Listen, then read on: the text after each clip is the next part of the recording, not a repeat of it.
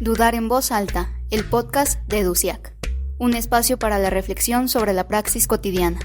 Hoy presentamos el segundo episodio de la tercera temporada, Dudar en voz alta, donde Perli, Alejandra, Nidia, Karina y José Iván, integrantes de EDUCIAC, nos comparten sus sentires, tristezas y preocupaciones sobre lo que nos tocará vivir una vez que lleguemos a nuestra adultez plena.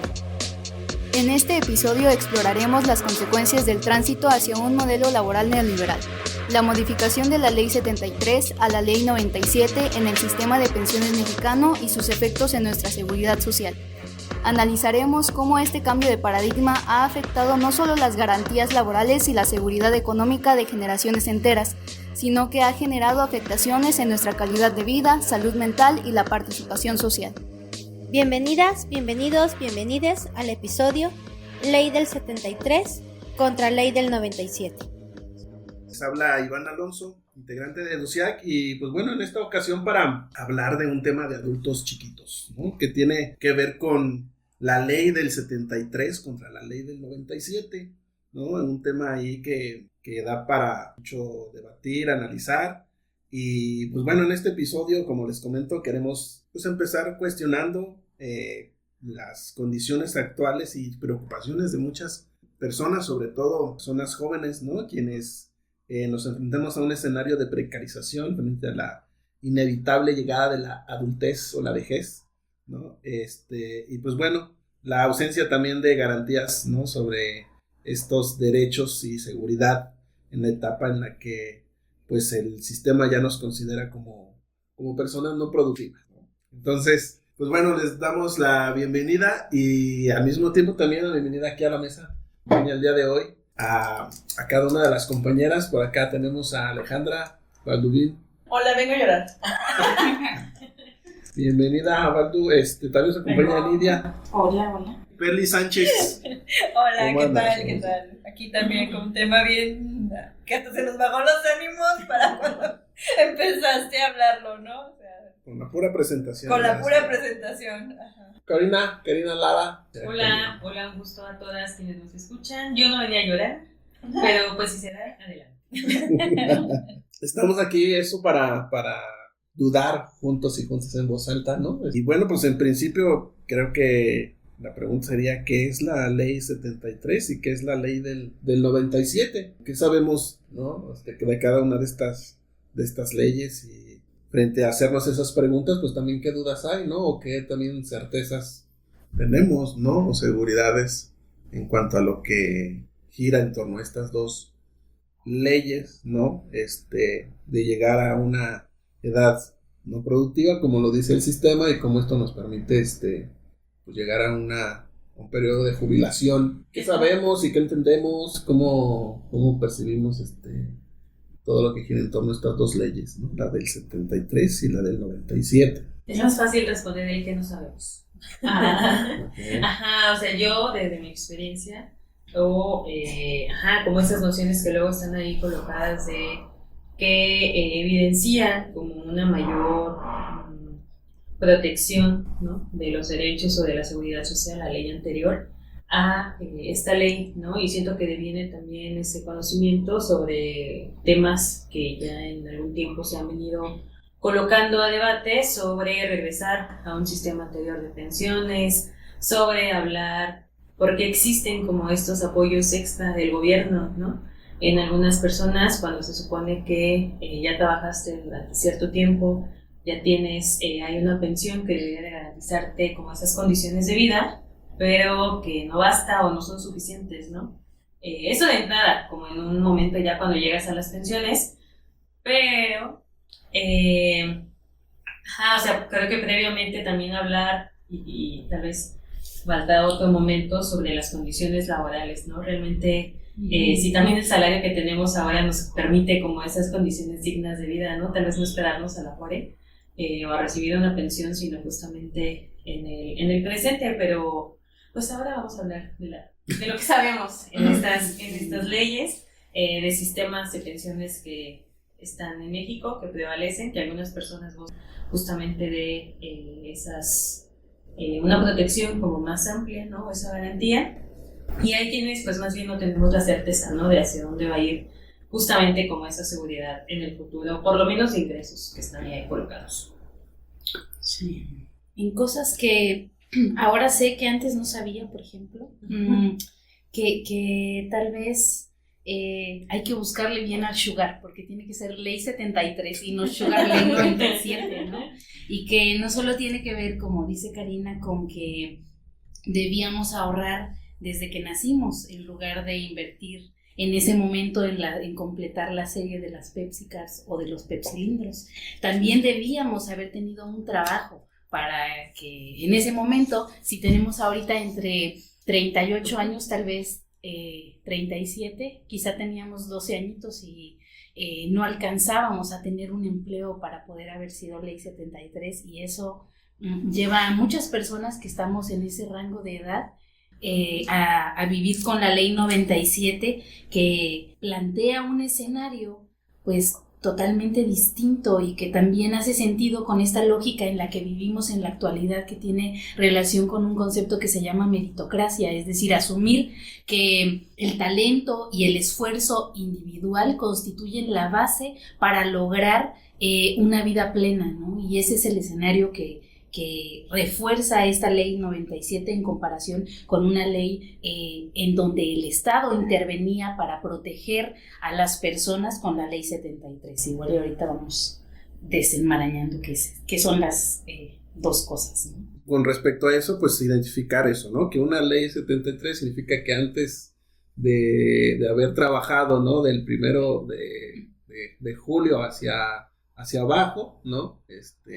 Pues te llegabas a una jubilación en donde tienes las personas que todavía pueden acceder a ello bajo esa ley, distintas opciones, digamos, ¿no? que pueden tomar para jubilarse y que pueden tener una jubilación pues digna, ¿no? En el sentido de que pues pueda ser pues una jubilación pues digna para vivir esa etapa, ¿no? Suficiente, ¿no? A lo mejor. Pues sí, ¿no? O como venías viviendo. Ni más ni menos, como venías recibiendo tus ingresos. Y bueno, ahí entran otras cosas como las modalidades, ¿verdad?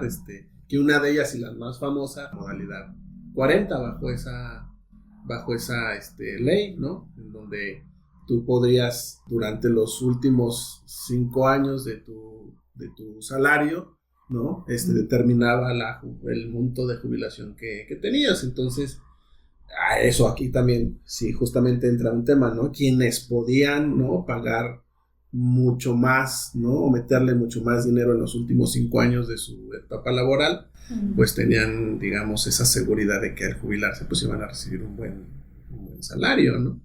Y bueno, pues muchas personas hacen como distintas estrategias para lograrlo. Desde ahí pensar también que no todo el mundo lo puede hacer, ¿verdad? Que hay quienes sí pueden tener los medios y los privilegios como para poder hacerlo, y hay quienes pues, no pueden, ¿no? Pero eso, o sea, parece que en esa ley 73 pues habría como oportunidades también de poder pensar en un retiro y en una jubilación cómoda. Exacto. Y también hay como un escenario, nos plantean, global, que favorecía la existencia de esa ley, ¿no?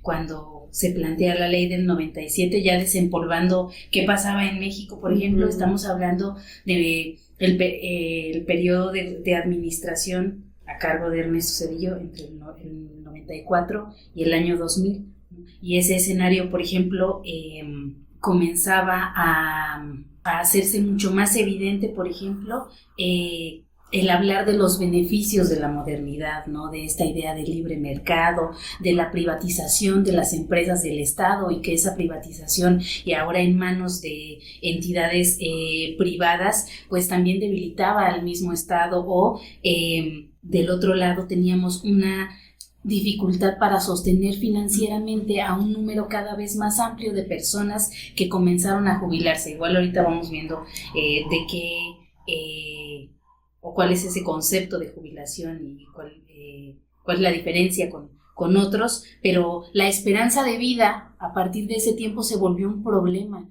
¿no? Cuando se había estado apostando por la salud o por el bienestar de las personas, ahora pareciera que de ese periodo para acá somos un problema las personas que estamos llegando a una etapa adulta, ¿no? Y entonces el Estado no podía sostener la jubilación o las pensiones para estas personas, y entonces también quizá nosotras o nosotros éramos infancias, pero es muy probable que nos haya tocado vivir la experiencia de no alcanza, ahorita no, luego te lo compramos, que ese era el escenario que nosotros estábamos viviendo cuando la devaluación del peso, ¿no? Entonces, el entorno también económico a nivel macro, el que por ejemplo Estados Unidos dijera que subió la tasa de interés y que entonces México pues debía más, y eso que favorece también que las empresas extranjeras pues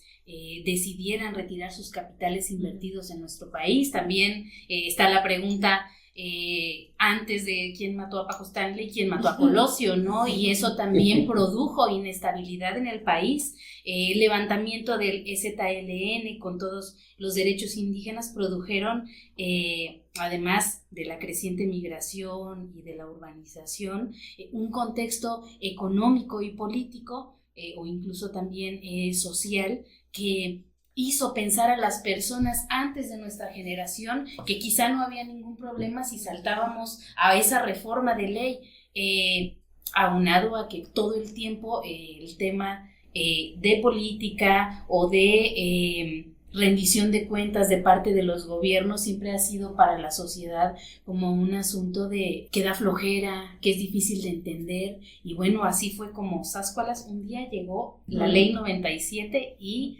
eso nos pone a las personas en un escenario pues totalmente precarizado, ¿no? Y creo que también sería bueno que pudiéramos escucharnos en esta duda de por qué estamos aquí, por qué nos interesa hablar de esta ley en particular y de los cambios que tuvo del 73 al 97.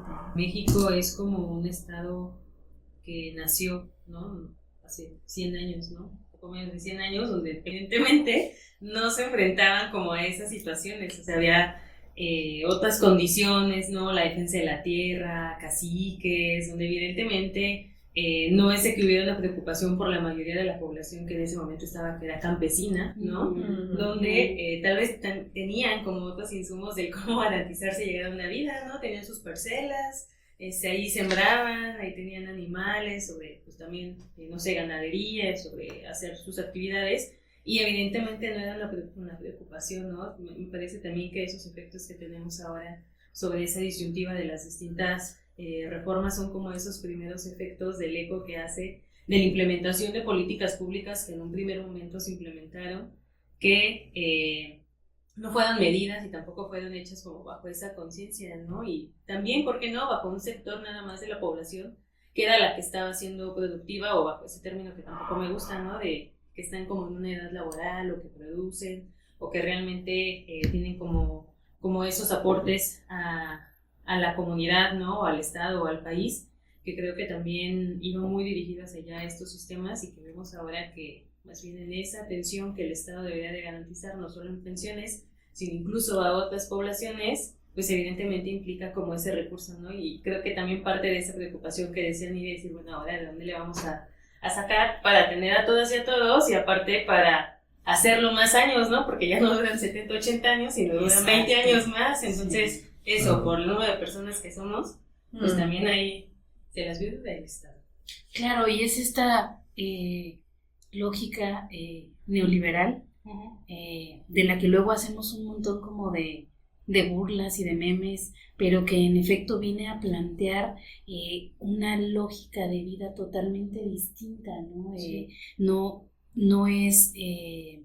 ajeno, que decían, ¿no?, este asunto o estos discursos de meritocracia, de levántate temprano, de chíngale un montón, de es que no tienes los suficientes ánimos, no has escuchado los podcasts de coaching suficientes para que puedas sostener la alegría y avanzar, también reflejan esta lógica de en donde el mercado nos pone a competir en todos los ámbitos, incluyendo la vida, ¿no? Es decir, al mercado también qué tipo de personas le interesan y cómo incluso discutiendo la comparación entre ambas leyes, quienes estamos en el rango de la 97, enfrentamos un escenario en donde conforme vaya aumentando nuestra edad, estaremos en mayor vulneración. Si en este momento estamos sintiendo riesgos para sostener la vida de manera digna, cómoda y segura, el escenario que nos espera también es complejo y eso vuelve relevante comenzar a escudriñar qué significa ser persona trabajadora bajo esta ley. Claro, porque ahí la ley te dice del 97, ¿no? Que a diferencia del 73, en la 97, lo que hayas ahorrado, ¿no? En tu etapa laboral sea lo que vas después a recibir como una manera de sostenerte económicamente. Pero ahí está el problema, ¿no? O sea, el punto es que eso, y muchas de las recomendaciones que hacen frente a cuando te cambias a una Afore o algo es, pues te conviene dar tus aportaciones voluntarias para que se vaya haciendo más, ¿no? Que vayas incrementando ahí tu renchita de dinero. Pues sí, güey, pero... No llevo a la quincena. ¿De dónde? Exacto, ¿no? O sea, no llevo a la quincena que me va a quedar para ahorrar, ¿no? Y para aventar al ahorro voluntario, ¿no? De meterle más a ese fondo de ahorro, pues desde ahí, ¿no? O sea, creo que todavía lo que vivimos ahorita en el presente, pues condiciona mucho de lo que en el futuro podamos o no tener. Y yo, bueno, es que estoy escuchando, la verdad es que yo estoy como muy callada porque es bien complejo este tema, ¿no? O sea, pareciera que aparte de preocuparte por buscar un empleo en donde tengas como las condiciones para sobrevivir y tener una vida cómoda, tienes que preocuparte por el acceso a la información. Y en el mejor de los casos, como tú dices, o sea, hay una Afore en donde tú haces una contribución, pero ¿qué pasa con las personas que no tienen esa información, que ni siquiera saben lo que es una Afore? ¿Cómo contribuir a algo? Que parecía que el Estado está bien cómodo, que no sepas esa información, porque entonces no sabes cómo exigirle y cómo dar como esas pautas como para buscar la garantía para ese derecho. Yo pongo aquí como la verdad como bien adulto chiquito, porque pareciera que entonces tenemos una responsabilidad individual de nosotros mismos garantizarnos nuestra vida en la adultez, y siento que pues muy apenas tenemos la vida para sobrellevarla ahora, como para todavía pensar en esos recursos que tenemos que tener, pues para garantizarnos esa vida ya como en la vejez como tal, ¿no? O sea, es un tema que siento yo bien complejo y que no solamente es como cuando estábamos construyendo esto, ya estoy desatando todo aquí, ¿no? Ya dudando en voz alta. No, y cuando desatamos todo, o sea, cuando pensamos en el tema y viendo como las preguntas y así, la verdad hay una pregunta que yo me hacía y yo decía, pero, o sea, ¿qué pasa con la gente que está trabajando como freelance o que está trabajando sin acceso a la información, que no sabe como cuáles son sus derechos, qué es lo que tienen, o que no se le reconoce como trabajadora? Entonces yo decía, para hablar de una ley y sus diferencias, pues, híjole, está como medio complejo porque, pues, yo siento que hay muchas personas con mi mismo sentir que está complejo visualizar ese espacio si no tenemos como lo básico, que es como la información de lo que tenemos derecho, a lo que tenemos que tener acceso, pues para gusto tener como esa pequeños pasos para esa vida pues más sencilla en una edad adulta en la que no somos productivos, ¿no? Y es así como yo lo veo desde no sé cómo explicarlo, como desde una línea, no sé, como si fuera yo la narradora de esta historia un poco, pero pienso que es la manifestación del adultocentrismo, ¿no? O sea, esa ley se decidió muy literal, sin a quien le iba a afectar, ¿no? Sin que estuviera presente la generación a quien le iba a afectar, ¿no? Y entonces es evidente, siento yo que es muy evidente que nos agarre, digamos, de alguna forma tarde, entrecomillado, ¿no? O sea, que nos agarre tarde la reflexión sobre esto, ¿no? Cuando ya tiene, siento yo, como efectos directos sobre incluso nuestro estrés, nuestra emocionalidad, ¿no? Porque, o sea, si alguien lo decidió cuando nosotros éramos infancia, luego pues apenas fui agarrando de la onda qué significa trabajar, y de repente resulta que pues ya tendría que haber estado ahorrando, no sé si me explico, no sé, como si esto fuera un cuento, pues, ¿no? O sea, de mis 10 pesos que me daban para la cooperativa tenía que guardar 2 para... ¿Cómo crees? Y que siento que esas alternativas que hasta el momento se han pensado desde esa misma narrativa, o sea, estas donde te dicen ahorra, estas donde te dicen aporta, haz aportaciones para que tu futuro pues esté un poco asegurado, también se me está yendo bien gacho la idea, también pues responden a esa misma narrativa, no sé si me explico, ya se me fue bien gacho. Sí, pienso que... Ahorita regreso. Sí, o sea, siguiendo lo que yo quería decir. Que te dicen que ahorres, pero por un lado es privarme de cosas ahora para un futuro que desconozco, Incierto. para un escenario en donde yo por ahorrar estoy limitándome en el acceso a favorecer mi educación, porque no por el hecho de que ya estemos trabajando significa que nuestra educación está completa o que nuestro acceso a la salud en espacios públicos de verdad tenga la calidad. Y si del otro lado solo nos exigimos o compartimos el meme de que formamos la chanclita en la fila del servicio de salud y no estamos exigiendo o apoyando a que esos espacios no colapsen, pues igual, ¿no? Continuamos aumentando nuestra vulneración. No sé si ibas hacia ese lugar. Más o menos, sí, ya la agarré también, una vez más, pero también iba a decir que tiene que ver con un encarecimiento del Estado de Derecho, ¿no? Claro. O sea, porque entonces se reduce todo a mi aporte privado, o sea, digo privado desde mi vida privada, claro, ¿no? Lo que yo puedo apartar yo y mi aplicación de banco, ¿no? Yo y mi aplicación de banco en entendernos de que una parte de ese dinero que entra a mi cuenta no tiene que moverse, por eso digo, en esa discusión de yo se queda en lo privado, ¿no?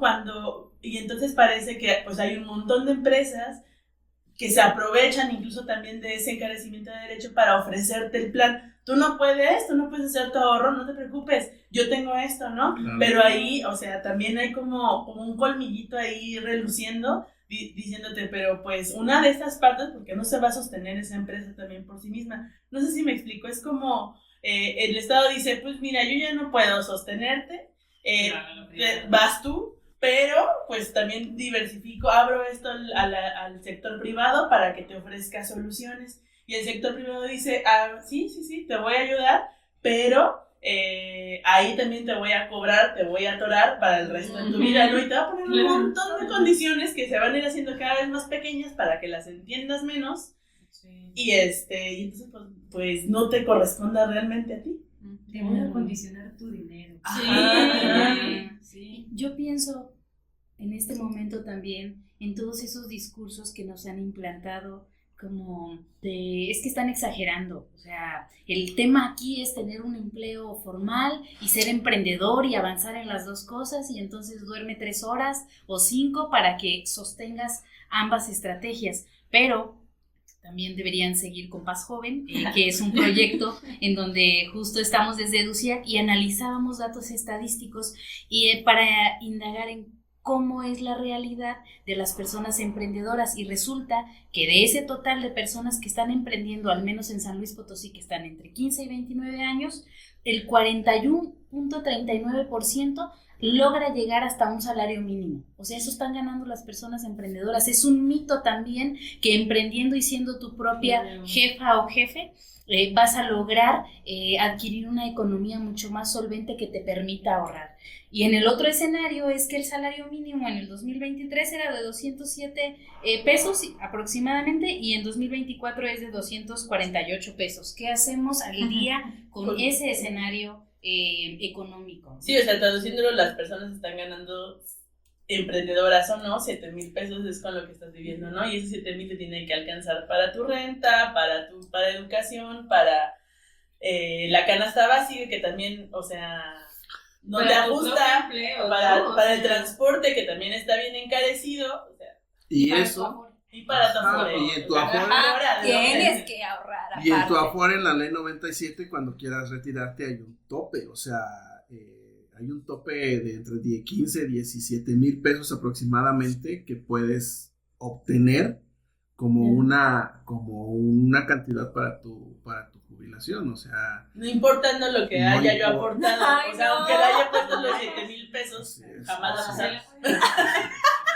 Que no va a pasar, pero supongo que puedo poner los 7,000 pesos, aún así no voy a poder usarlos. No.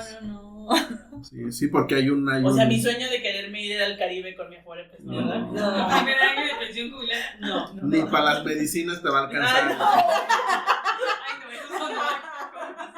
Por el Para el cilantro, para las afores y para la jubilación.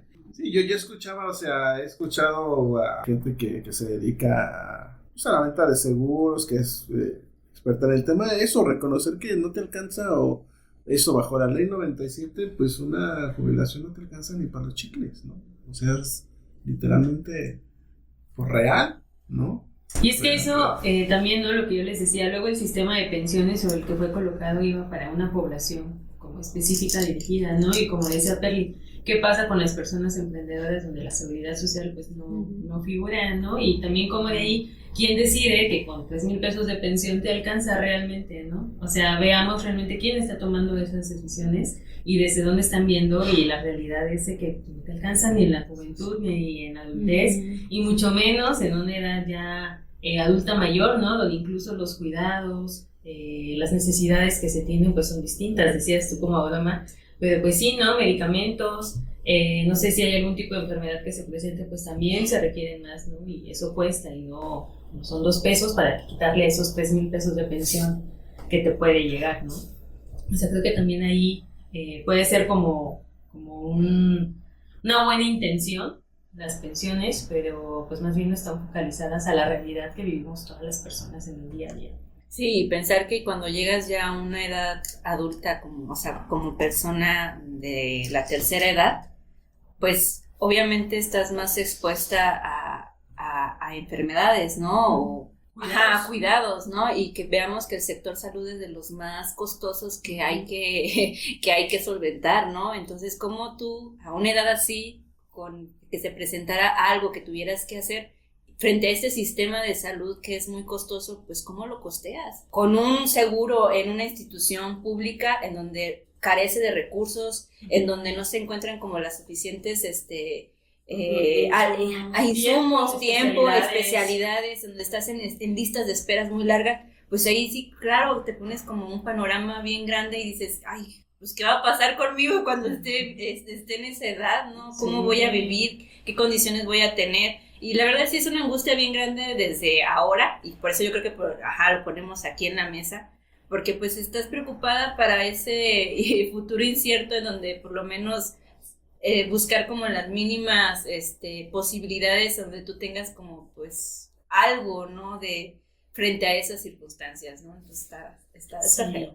Y bueno, creo que este escenario también, si no lo queremos ver en lo inmediato, es decir, si en este momento creemos que por la condición física favorable en la que podamos vivir, que no son necesarias las luchas por los derechos humanos, me parece que cuando miramos de frente a la ley 97, enfrentamos esto que dice Perli, un sistema de salud que todo el tiempo nos dicen o nos hacen creer que está colapsando y que es deficiente, negligente, poco conveniente para cuando enfrentamos una enfermedad, ¿no? O sea, mucha gente preferimos no ir al servicio de salud público e ir o invertir en otro espacio y un montón pero volvemos al encarecimiento del Estado de Derecho, o sea, más bien no voltear a ver quedarnos con esa narrativa de no funciona, pues es eso, ¿no? Como decirle al Estado, mi alternativa va a ser lo privado, y en lo privado, no, perdón, pero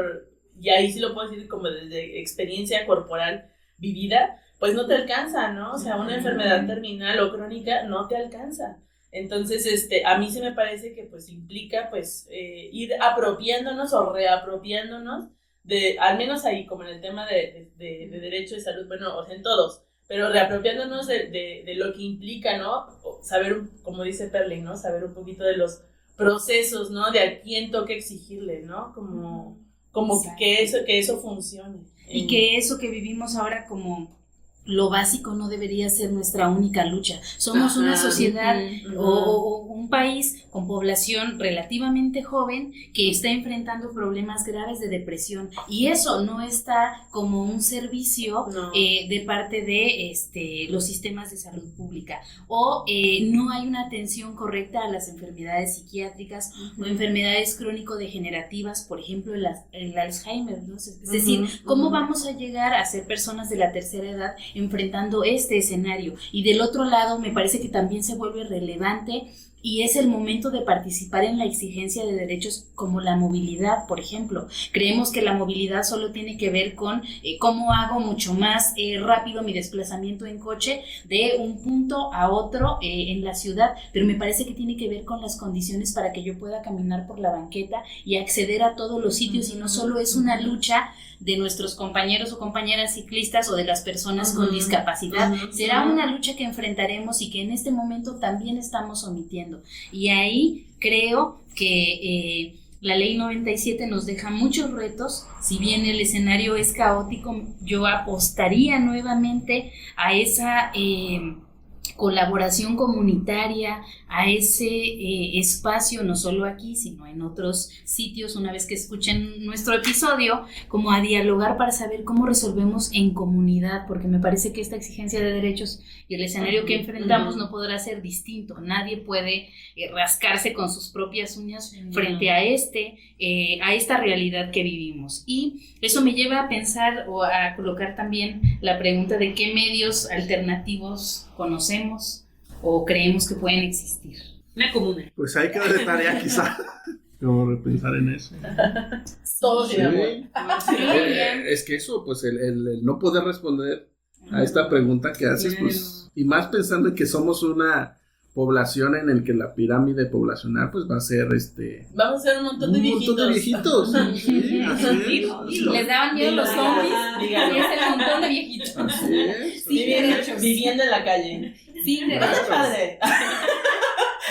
Bueno, y no es ya gratis entonces pensar que pues el Estado anticipadamente pensó y dijo, pues como a ese gran número de viejitos voy a estarle dando tanto dinero, ¿no? Entonces, pues que cada quien se rasque con sus propias uñas. Yo aquí me pregunto un poco quién se ha beneficiado de esa ley. O sea, si no somos nosotros quienes somos sujetas y sujetos de derecho, porque si no somos nosotros sujetos y sujetos de derecho quienes se han beneficiado con ese cambio de ley, ¿quién sí se ha beneficiado? Tras esa pregunta, no sé, no tengo la respuesta. Quiero pensar que es el sector privado como de las grandes inversiones, no el sector privado local. En ese sentido, o sea, pienso que tras responder quién se ha beneficiado, podríamos quizá encontrar como una línea de a quién tendríamos que exigirle, ¿no? Mayor aportación o...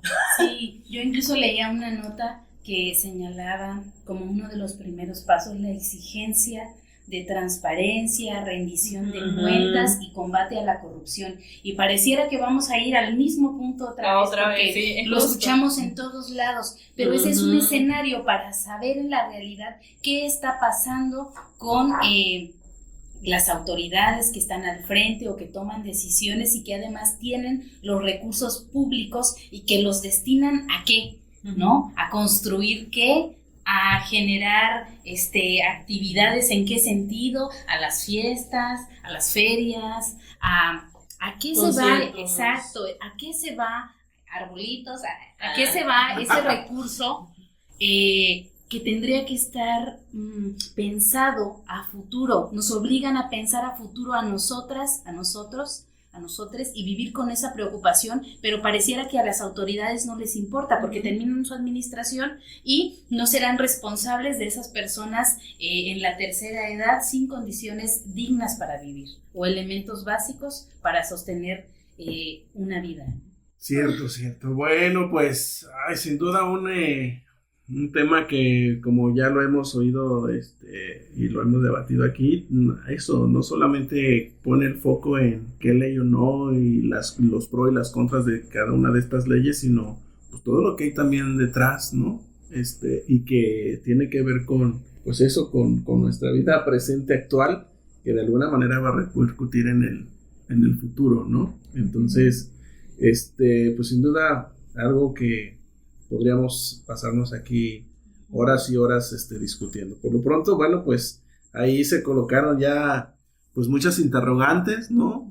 Dudas, certezas también de lo que esto repercute, ¿no? En nuestras vidas, insisto, no solamente en el presente, sino en el futuro. Y pues bueno, seguiremos ahí platicando al respecto, ojalá en otra ocasión, desde diferentes espacios. Por lo pronto, pues agradecer a quienes nos acompañaron acá en el audio, ¿no? Y en los controles, a Lau Godínez, a Karina, Baldu, Nidia, Perla Sánchez, y bueno, invitarlos y recordarles que pues, nos escuchen a través de Spotify, estamos como Dudar en Voz Alta, o en YouTube también como @edusiac, y pues bueno, nos encontramos en una próxima ocasión para seguir dudando en voz alta.